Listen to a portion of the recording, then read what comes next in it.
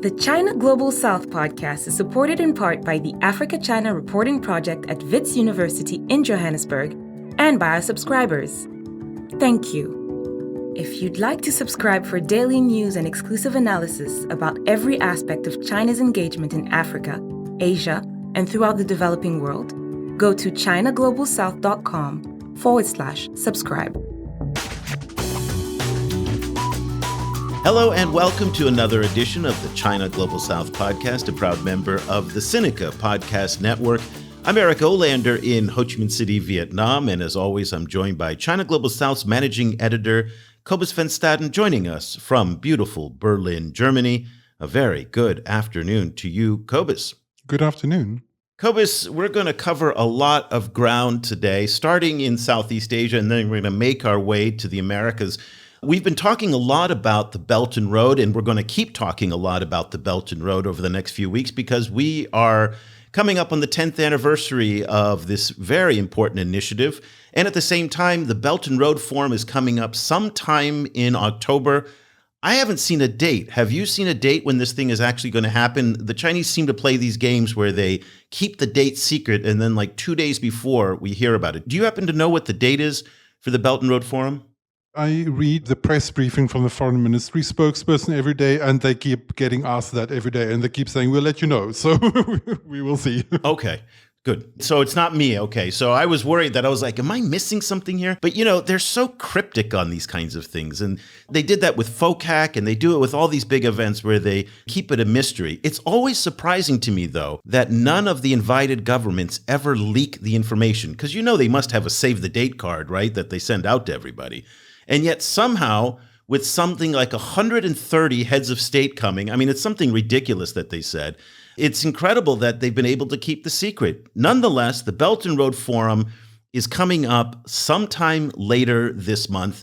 But here in Southeast Asia, it has been a rather important week for the Belt and Road, in part because the Chinese are battling back the narratives from India, from Europe and the US and their critics elsewhere that says the Belt and Road is dead. But President Joko Widodo in Indonesia, well, he thinks otherwise.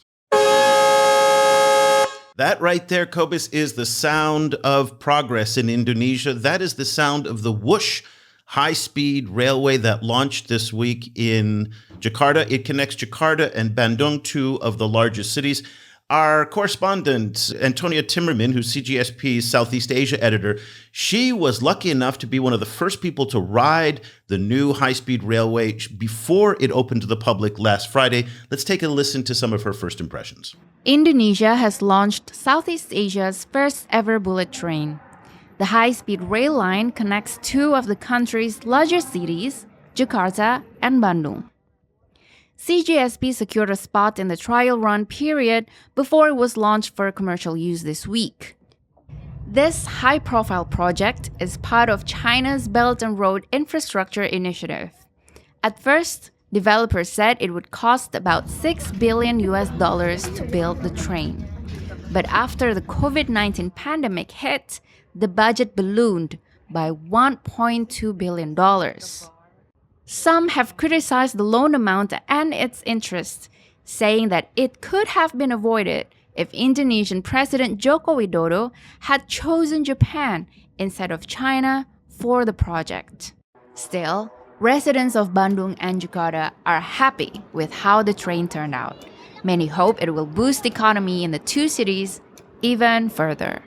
You should check out Antonia's video that this audio was taken from. It's over on our YouTube channel. We have a link in the show notes. It's really cool to see. It's super modern. There's a lot of excitement about it. You know, there's a lot of griping right now about the cost overruns and the delays. I don't know. I'm not entirely convinced by that because, number one, everything that was built before the pandemic got delayed after the pandemic. Number two, find me a railway project anywhere in the world that is delivered on budget. That just doesn't happen. So those two things, I don't know, are sour grapes in my view. And then this question of should Joko have gone with the Japanese? Well, Cobus, as I have mentioned to you many, many times on this show, the Japanese-built subway that's here in Ho Chi Minh City, ground broke in 2012. We are now approaching 2024, still no subway. So it doesn't mean that just because the Japanese do something that it's going to be delivered on time. But it does show that there's some vibrancy to the Belt and Road. And Cobus says we've been talking about in a number of different discussions, the Belt and Road has evolved considerably away from these large-scale infrastructure projects in most parts of the world, namely in Africa and Latin America. But here in Southeast Asia and parts of Central Asia, there's still a lot of talk about building big infrastructure projects. There's the China-Thai high-speed railway.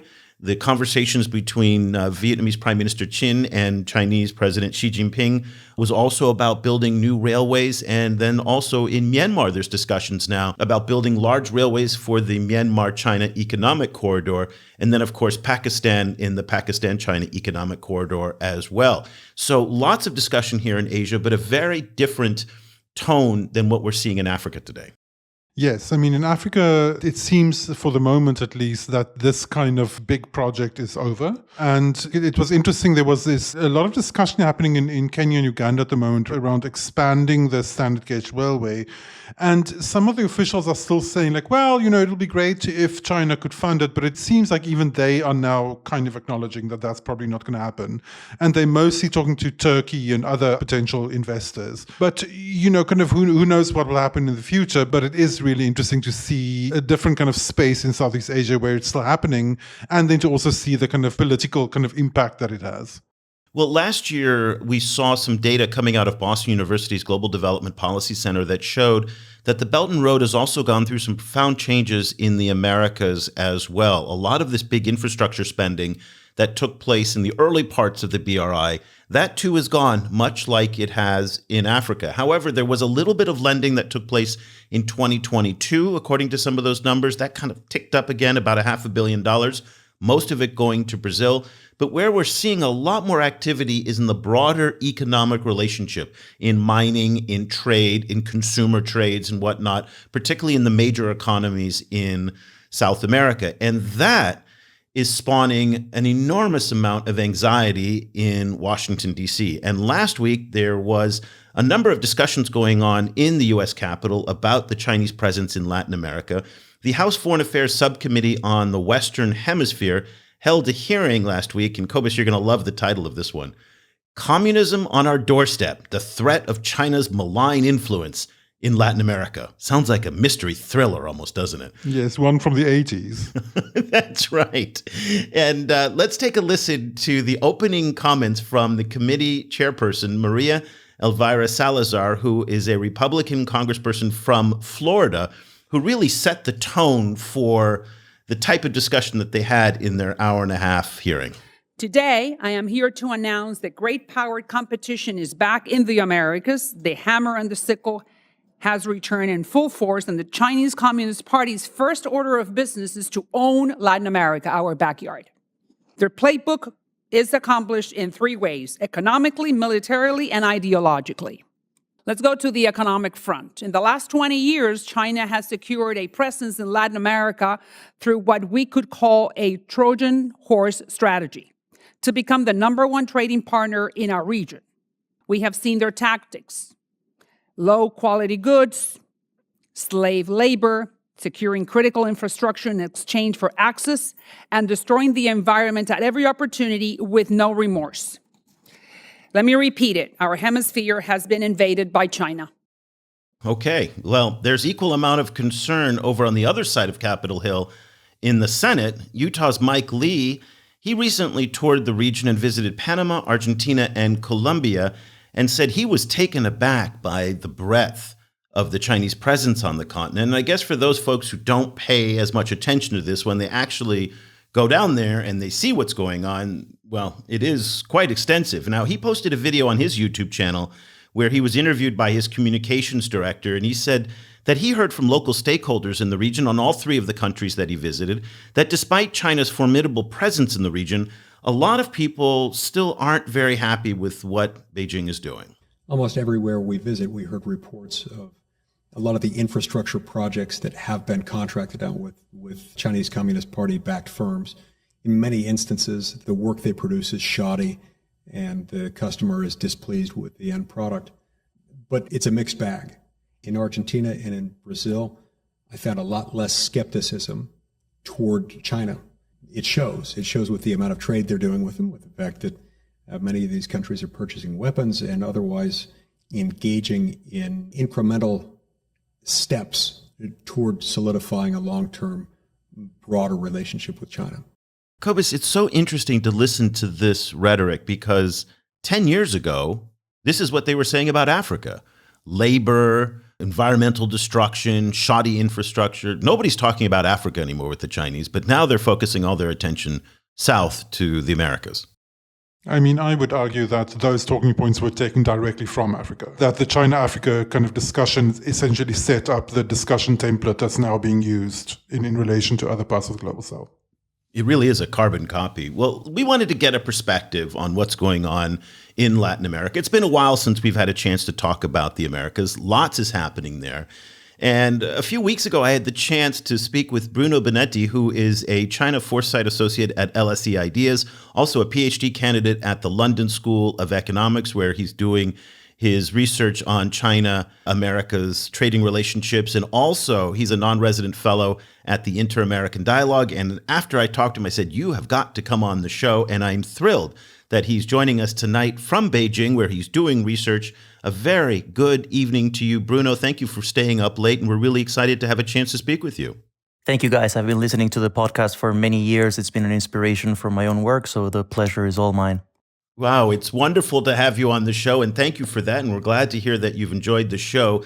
Let's talk about, before we get into your research and some of the discussions you're having in Beijing, I'd like to get your reaction to some of those comments that came from Washington. And again, you speak to a lot of stakeholders in the Americas. I get the sense that when Mike Lee goes down to a place like Colombia and says, what do you think of the Chinese? And they basically say, Mike, I know that you hate the Chinese, so I'm going to tell you that I don't like the Chinese either. And basically, I think there's a lot of telling people what they want to hear. I think the reverse is true as well. I think when the Chinese roll up into town, they will say pretty things and blow rainbows up their booties too. And I think that goes both ways. But tell me a little bit about your reaction to those comments and the rhetoric that you're seeing in Washington, because we can't separate the great power competition from what China's doing in the Americas. Yeah, I think you're absolutely right. And it comes to who they talk to and what their interlocutors in the region think they want to hear, right? And I think some of the clips we were listening to are pure narrative, and we can't take them at face value because they're not an attempt to understand what's going on. It's an attempt to sell a political narrative. And this is true of the United States with this sort of Cold War 2.0 communist threat rhetoric. It's certainly true of the most perhaps rosy win-win narrative that comes out of China sometimes. The problem is that sometimes these political narratives affect policy. And that, I think, is the danger here, is when U.S. officials, for instance, go to Latin America and start believing their own narrative. That's when we have a problem, because this is certainly a narrative that is not shared by most people in the region. And this is not an exclusively ideological issue. You've seen center-right pro-market governments in Latin America trying to improve their trade, for instance, ties with China, or trying to get investment from China. So I think we face this challenge that it's very hard to ignore these political narratives. And at the same time, we can't let them sort of obscure what's really going on in the region. So, kind of following up on that point, what are some of the aspects that's really going on in the region that you feel is being left out of some of those narratives? I think the key is assuming that economic ties with China are ideological in nature. And you might say that of countries such as Venezuela, but they're an exception rather than the rule. Assuming that trading with China or welcoming investment from China is an ideological project is a huge mistake. And it actually makes it harder to talk to the region, because when that's the mindset and it doesn't really reflect what's going on the ground in Latin America, then you actually miss opportunities. This is about pragmatism. And the response to China's increased presence in Latin America has also got to be pragmatic and address the interests of Latin American societies and Latin American governments, rather than try to make this an ideological crusade. Well, let's now flip the switch a little bit. And we heard what's going on in Washington. What are you hearing in Beijing from people? Do you hear the same type of Cold War rhetoric that's coming out, the hostility to the United States, or are you hearing something different?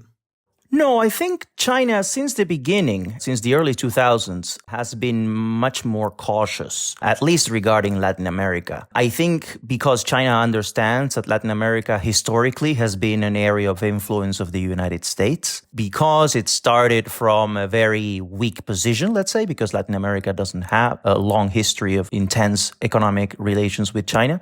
We don't see that rhetoric coming out of China when it comes to Latin America. We're seeing the exclusive, either with China or with the US narrative, mostly comes from Washington. I think Chinese actors are much more cautious in that regard.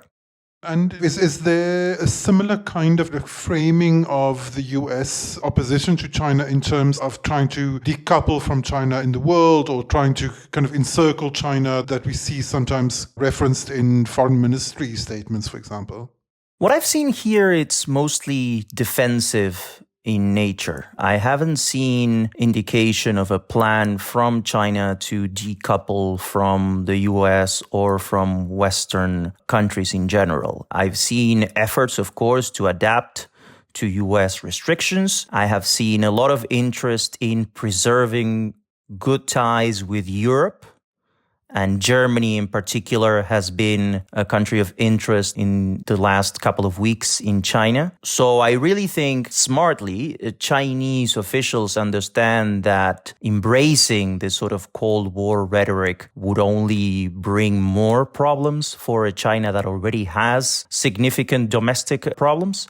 So I don't think this is a symmetrical confrontation in that regard. Of course, Chinese officials, academics, society are worried about growing hostility, let's say, with the United States. And of course, there are areas of disagreement, but I don't see a sustained effort to cut ties. On the contrary, I think China wants to preserve as many ties as possible with Western countries and Western institutions, because that provides leverage and that provides an opportunity for China to continue to push its own interest, its own narrative in countries that are much closer to the US. They may not want to cut ties, but I think the decoupling hasn't only happened on the US side. I mean, certainly when you look in the Chinese tech industry, the era that Facebook and Google were pushed out of China, we also see the difficulty that American journalists have. There's a lot of areas where China's been pulling back, and I think it's probably questionable to say that only the US wants to decouple when China itself has initiated a number of nationalist policies that may not be framed as decoupling, but have the same effect in that respect.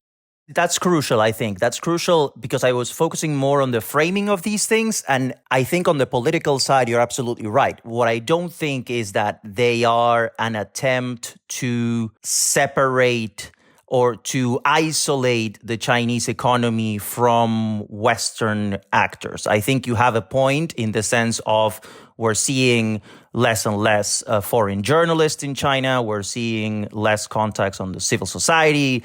That's definitely, I think you're absolutely right on that regard. What I think I see an interest from Chinese actors, perhaps, to preserve some key ties that might prove useful in the future. I think that's my main point. Yeah, that's a fair point. Let's dive into your research that you're doing and what brings you to Beijing and what you're doing for your PhD at LSE. You're looking at Chinese infrastructure diplomacy in particular. Now, this is very important, especially for our listeners who look at other parts of the world, namely Africa or Asia, where Chinese infrastructure diplomacy has been very active over the years. And one of the reasons why this show is so important is so that we can, compare and contrast what's happening in different regions, because there is a lot of differences. We said at the beginning of the show, big things are still happening out here in Asia, less so in other parts of the world. Now, you're looking at 3 countries in particular: Ecuador, Argentina, and Brazil, and 3 specific projects in particular. What are the differences among the various countries and the projects that you're looking at? Because it's not all the same. We can't just look at the Americas or South America as one entity, and the Chinese are using a one-size-fits-all approach to the region. Tell us a little bit about what your research is revealing in terms of the different approaches that the Chinese are taking in different countries.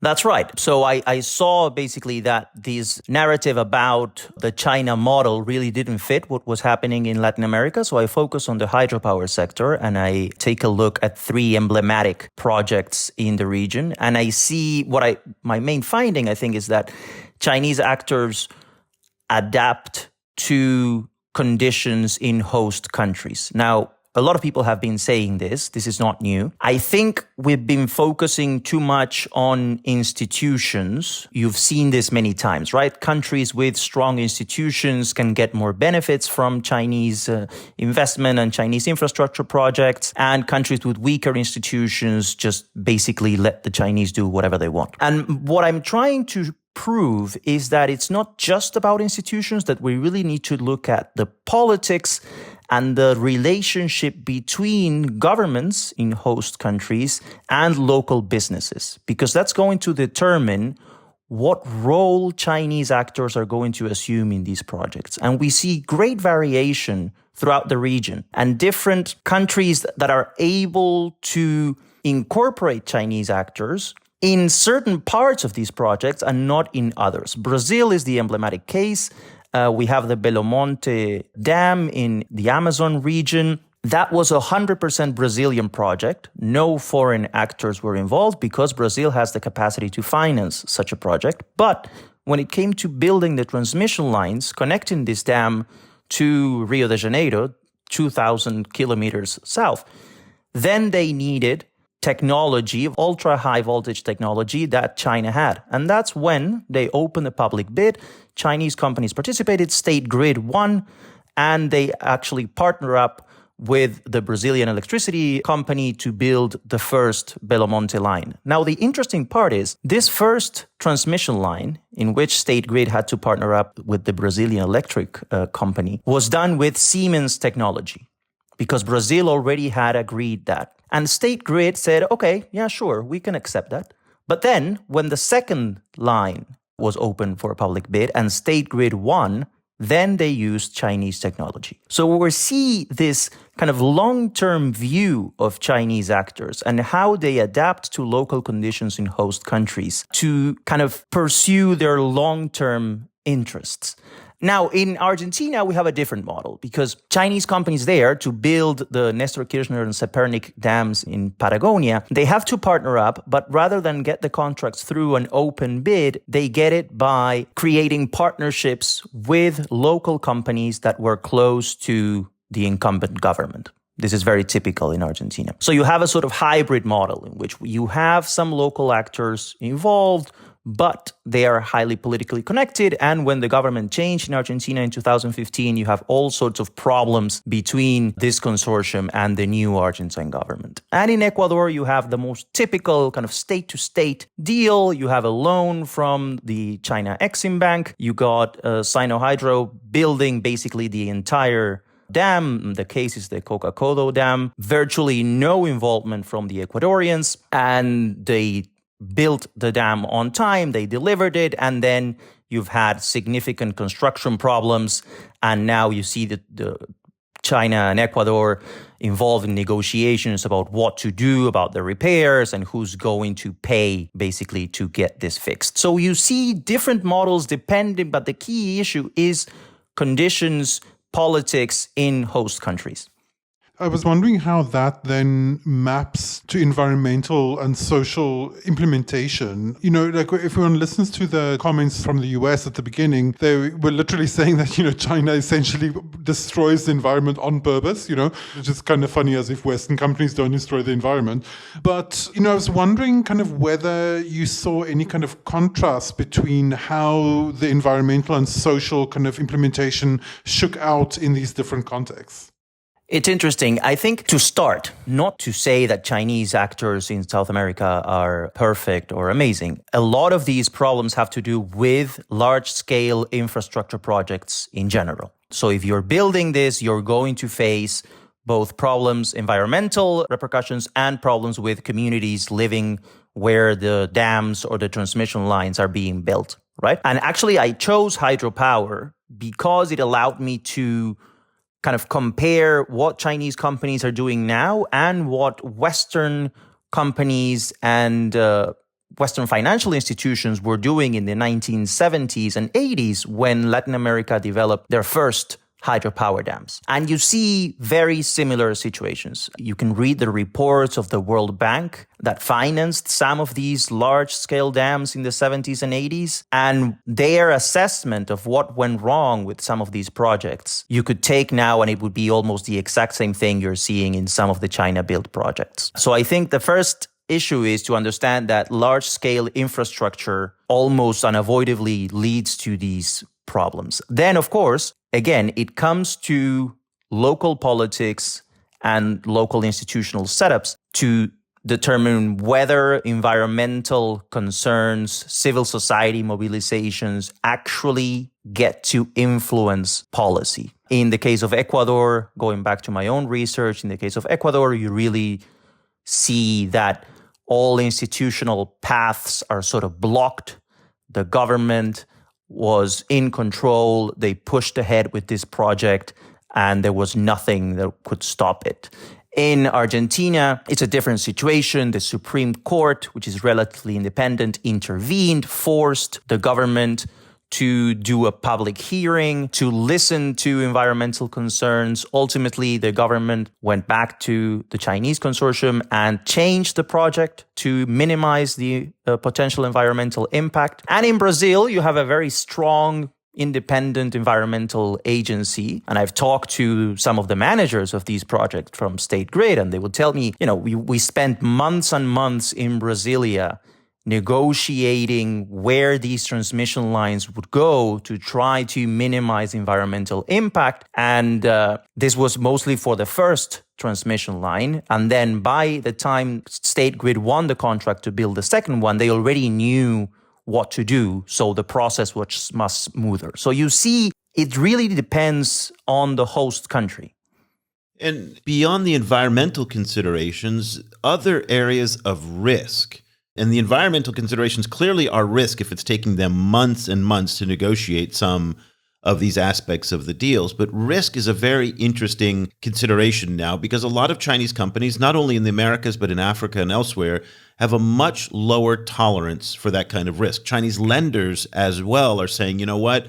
We don't want to be the only ones putting ourselves out there. In the old days, they would put out these multi-billion-dollar loans. Sinosure would back them, and there you go. Now, they're saying they want either host companies or host governments to take on more of that risk, and even more of their own companies to take on more of the risk, so that the Chinese government and the policy banks in particular are not left holding the bag. Talk to us a little bit about the shifts that you've seen in your research related to risk sharing. That's absolutely true. The typical model would be a loan from a Chinese development bank to the host country's government, which means that the Chinese contractors would get paid either way, right? All the risk, if the host country defaults, would be on the Chinese banks. So what we're seeing now, as you've mentioned in the podcast many times, is we're seeing a shift towards more business-like thinking by Chinese actors.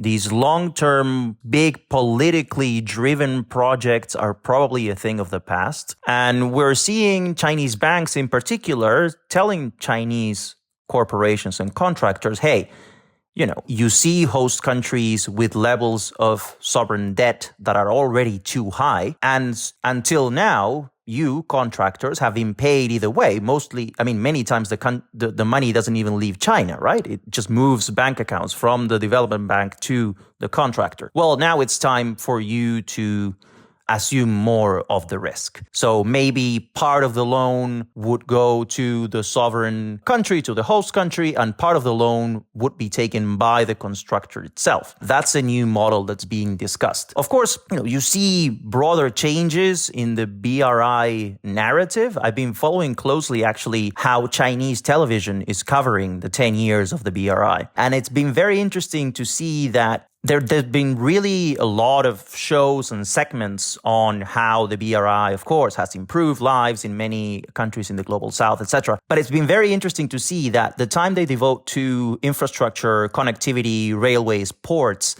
is almost the same as to softer development initiatives, such as wildlife conservation, education, culture. So you really see this sort of change in the narrative about what the BRI means. As you know, the BRI is a very flexible kind of umbrella concept that is not connected to a specific set of policies. It's more of a foreign policy narrative than an actual policy. But it's very interesting to see how the emphasis is shifting towards softer development issues, closer to what we see, actually what we're used to seeing from the World Bank or traditionally Western-backed institutions. Cobus, this is a really, really important point that is evident that a lot of people in Washington don't understand. Clearly, those folks on the House Foreign Affairs Committee don't get it. We also have been talking to a lot of stakeholders in Africa, and they too have not understand this important shift that's taken place. That risk sharing is now in vogue. The small is beautiful is now the operating principle. ESG, those environmental sustainability goals, are also very important. And I don't get the sense that people are keeping up with these changes. And it's really one of my biggest frustrations. What are you seeing? I think to a certain extent, yeah, I completely agree. And I think it's been interesting to see how slow everyone has been, around the world to pick up on the changes. Obviously not people don't necessarily follow, they're not necessarily so interested in these changes as we are. But it's also, I think, to a large extent, the kind of shorthand China equals infrastructure. That kind of thinking has been such a defining framing, I think, for everyone, that I think a lot of people are kind of unwilling to move on from it, because I think it serves a lot of kind of local needs in different kinds of ways, including like the local need to be able to scare everyone, kind of as one sees in Washington. Well, I guess, and if it took 20 years to build up this narrative, it's not going to unwind in 12 months. There's that. I think it's also, in Western societies particularly, I think they're so used to thinking of themselves as the kind of benevolent developmentalists that it's very difficult for them to frame China in that space. Because it, kind of is just not how they're used to thinking about China. It certainly doesn't serve Chinese and like narratives about China for them at the moment. But also, kind of that would have to then admit that there's a different way or different, like a Chinese way of thinking about these kind of traditional developmental priorities, which is opening another set of issues that many of them probably not particularly interested in opening. Bruno, I was wondering, kind of from your perspective, in speaking to Latin American stakeholders, do you see greater awareness of these issues? And how is China's role as a development partner, both in terms of the classical infrastructure building, but also in these new, more developmentalist ways? How is it framed when there aren't Western stakeholders in the room, like when there isn't the need to like make one's message fit into a Washington frame or a Beijing frame, kind of when it is simply South Americans speaking among themselves, like kind of how does the framing shift then? That's an interesting question. I think to summarize it, I would point to a provincial governor in a Latin American country was talking about a solar project that they hired with a Chinese company. And he said something like, if I had negotiated this with the Americans, I would still be negotiating. I talked to the Chinese, and in 2 years, there it is. And we cut the ribbon, and the solar plant is right there. And I think that's the pragmatism that I emphasized when we were talking before. This is a provincial governor of a conservative province. So this is not a guy that's ideologically aligned with China. But this is the sort of thing that makes Latin American politicians go to China. Now, some of these large-scale projects seem to be over, but that doesn't mean that China is completely out of the infrastructure sector in Latin America. We see massive interest in solar energy, wind farms. We see that when the project makes sense economically, when it benefits other Chinese corporations, when it benefits China's accessing critical natural resources, then Chinese actors are still willing to finance infrastructure. But what we're seeing, I think, is a sort of learning process in which Chinese actors are no longer willing to finance white elephants. It's funny because If you see it from the United States perspective, the rhetoric is that China actively sort of pushes these white elephants to generate debt and to control host countries, when actually it's the exact opposite. Chinese corporations usually went along with these to make host governments happy and get other concessions from them. So definitely, I would say these sort of large-scale infrastructure projects are over. And then one more thing, going back to the beginning of your conversation, I think from the Chinese perspective, the global South is seen as sort of concentric circles. At the core, of course, is China itself. Then you have Southeast Asia. All of the projects you were mentioning that are still active in infrastructure connectivity actually connect neighboring countries to China, and that will continue. But then in the outer rings, you have Africa and Latin America, which of course are too far away from China. And those are the regions, I think, in which Chinese stakeholders are going to be much stricter about which projects they pursue. We've heard over and over again from Global South countries, including those in the Americas, that they don't want to be caught in the middle of a new great power competition, another Cold War between the U.S. and China. However, when you look at the politics and the remarks of leaders in Ecuador, Brazil, and Argentina, it really doesn't seem that way. I mean, President Alberto Fernandez in Argentina seems to have wholly embraced China in many ways and really become quite aggressive towards the United States in his rhetoric. Lula in Brazil is doing the same thing. It doesn't feel like they're being equal to both sides. They feel like they're being much more partisan in favor of China. We saw this rhetoric coming after the Argentinians were accepted as the newest BRICS member. And that's something I know you wrote about for us in a column. And I'd like to get your take on this in terms of where they're leaning in terms of the great power competition, and specifically for Argentina, what it means now to be a part of the BRICS, which is not a distinctly Chinese organization, but it's certainly a heavily influenced organization by China. So, and it very much aligns with a Chinese worldview in that respect. So talk to us a little bit about Argentina, the BRICS, and the great power competition. So to start, I would first address the issue of the rhetoric of Latin American leaders, because I think that's a great point. Latin America has been polarized for decades. This is not new. If anything, the world has become more Latin American in recent times. And you see a sort of presidents taking over, wanted to break from their predecessors' foreign policy and sort of exaggerating either their pro-US or pro-China stance. Now, in the case of Lula and Brazil, I think Lula knows that he can afford to basically say whatever he wants about the not using the US dollar and allying with China, etc., because he knows that when he goes to Washington, the administration is still going to be interested in talking with him. And we saw this when Lula visited Washington and was welcomed by President Biden as a sort of friend. In other countries in Latin America, I think this excessive rhetoric is actually hurting their own interests. And as you point out, it sort of contradicts this idea that Latin America doesn't want to be involved in a second Cold War. Now, going to the BRICS decision, it was certainly a surprise, even in Argentina, to be invited. It was mostly due to Lula himself. Particularly China was pushing for the expansion of BRICS. China probably sees BRICS as a sort of platform to improve its standing on the global south, a sort of alternative to the G7, and it wanted to expand and include countries, particularly in the Middle East, an area in which Chinese diplomacy, as you know, has been much more active in recent times. And Lula kind of wanted an ally on the table. It wanted to incorporate someone from South America, and it has good ties with the Argentine government, so he proposed Argentina, and it was approved. Now, the issue for Argentina is involved in very delicate debt discussions with the International Monetary Fund. So Argentina needs the United States. We've actually seen in recent weeks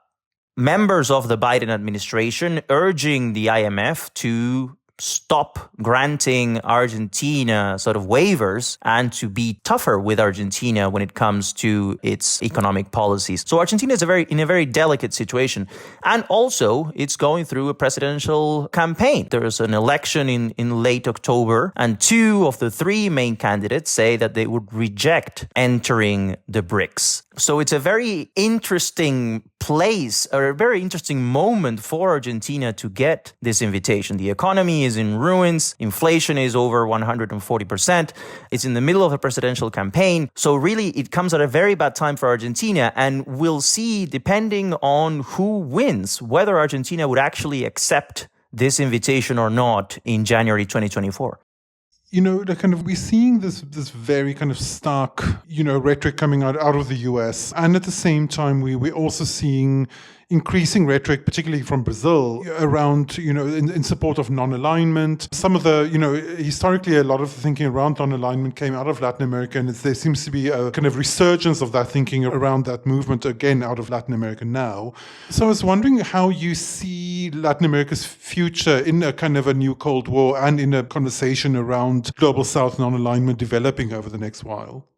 That's a very good question. And going back to your initial comment, Cobus, about how the rhetoric coming out of the US seemed like from the 1980s. Well, a lot of the leaders of the Latin American left were already active politicians during the last stages of the Cold War, including Lula, of course. And for the Latin American left, imperialism equals the United States. And I think what you see in younger generations in the left and the right is an understanding that excessive dependency on China or on the US can be equally damaging for their country's long-term interests. In fact, I think the political debate in Latin America about China is becoming much more tense. You see China for the first time being introduced as an issue in some political campaigns, including in Argentina, with this libertarian candidate saying that he doesn't do business with communists. And he said that, well, if the private sector wants to do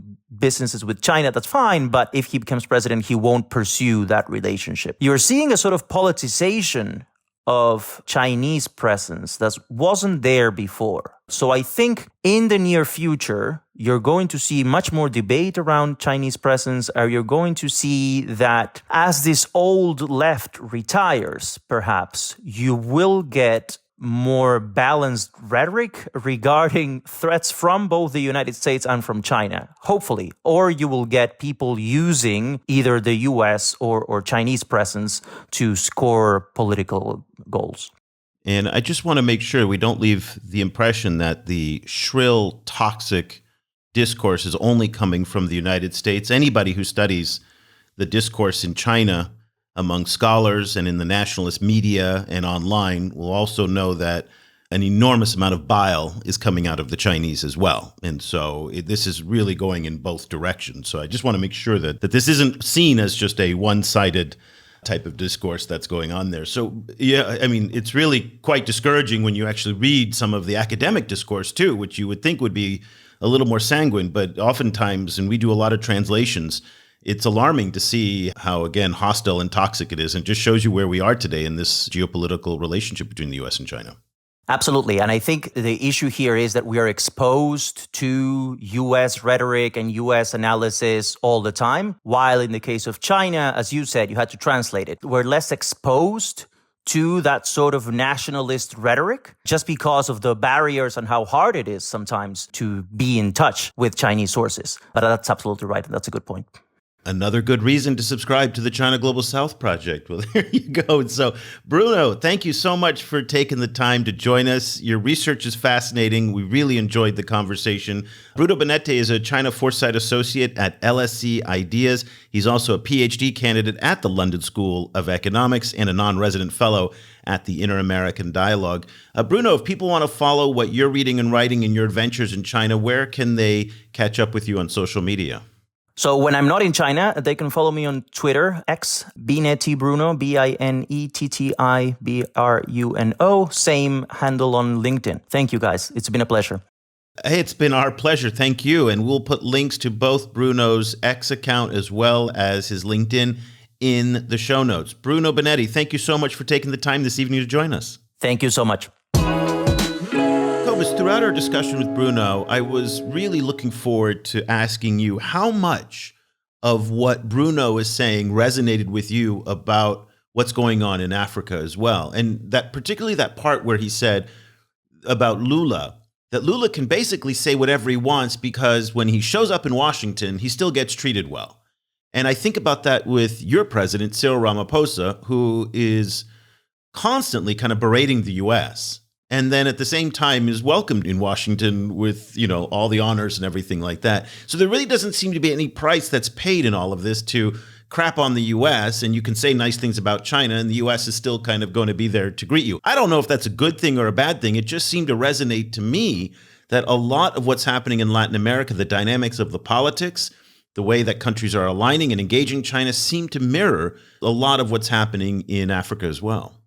Well, I think it's maybe not true for all African countries, but it is kind of true for South Africa, but I think less true than it is for Brazil. Brazil is just such a huge economy, such a kind of huge regional factor that it's essentially everyone is always going to be friends with Brazil. I think South Africa kind of kidded itself that it is in a similar position, and then I think ran into the limits of that around the issues around kind of engaging with Russia a little too much, and the kind of fights that then picked with the US. But I think to a certain extent it still is a little bit true for South Africa too, in the sense that South Africa is a pivotal power in Southern Africa. It will be for a long time. It's easier for the US to deal with than other pivotal powers in Southern Africa. So for that reason, the relationship can take a certain amount of vinegar from the South African side, and they tend to deploy it in order to make themselves look good, in order to make themselves look as part of a kind of a global progressive movement, or as speaking truth to power and so on. I think the other side of that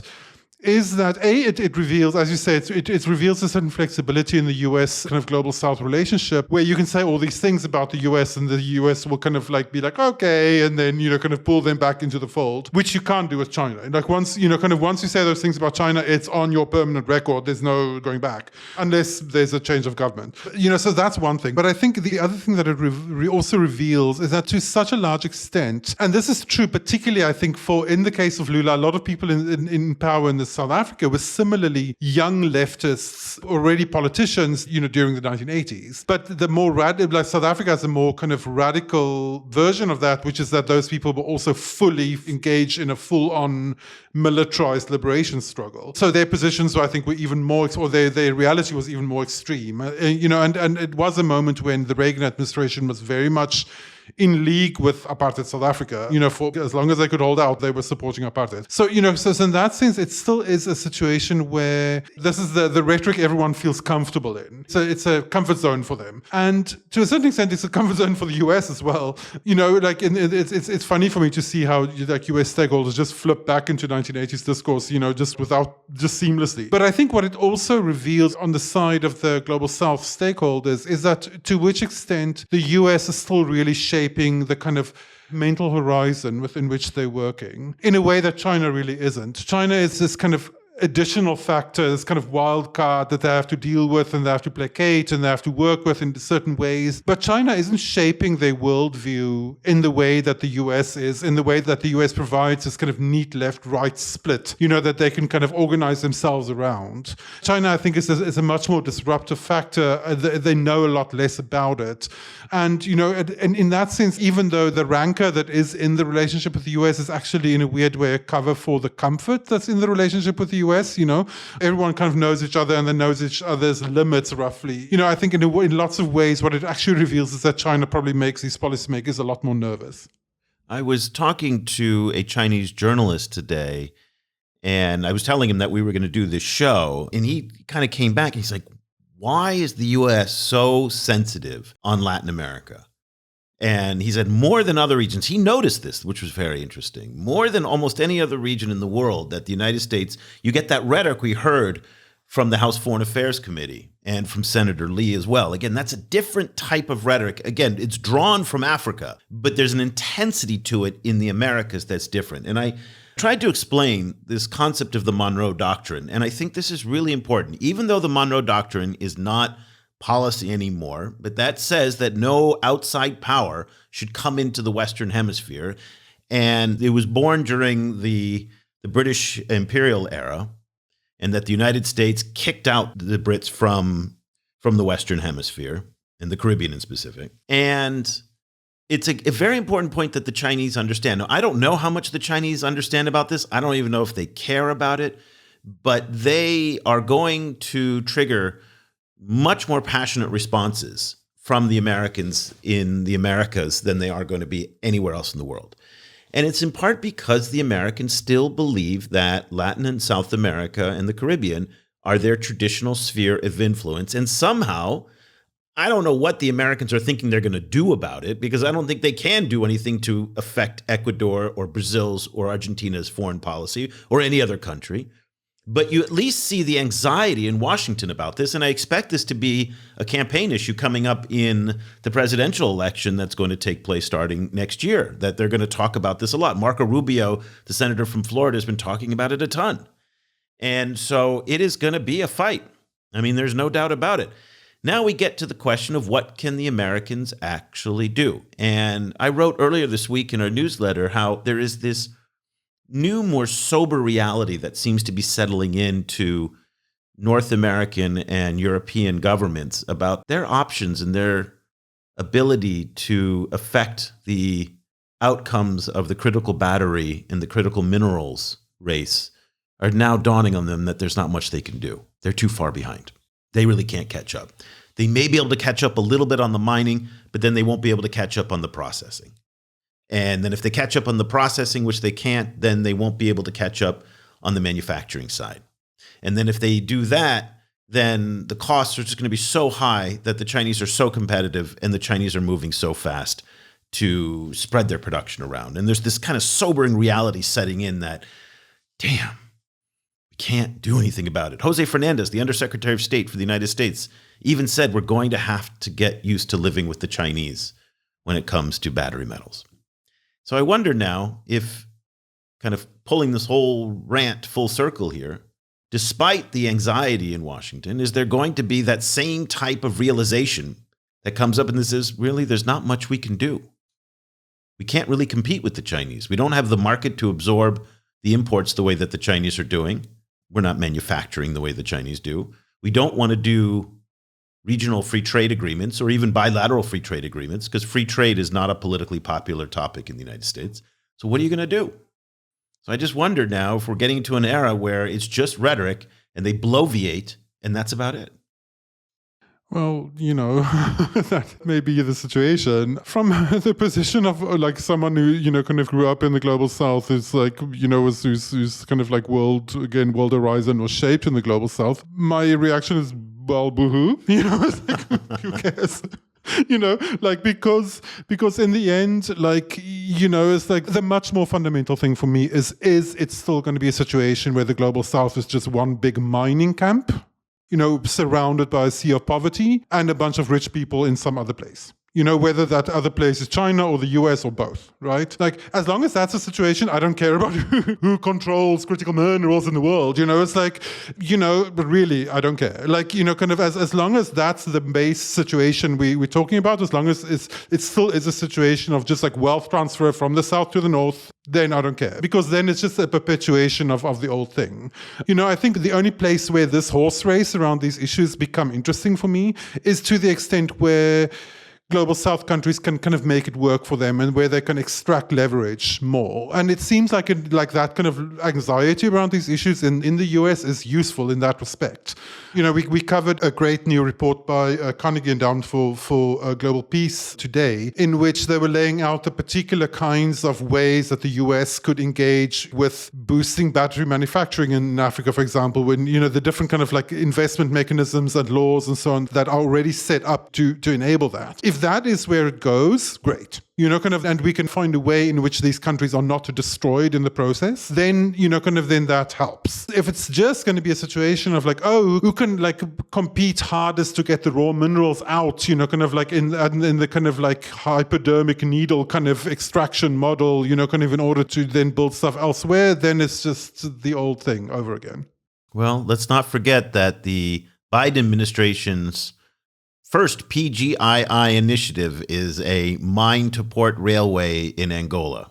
So do with that as you will in terms of which direction that's going. Yes, while the Chinese are already busy setting up lithium refining factories in Zimbabwe. There you go. So it's one step ahead. Zimbabwe, who's been under sanctions and remains under sanctions, and sanction status essentially keeping the entire sub-Saharan, kind of region back.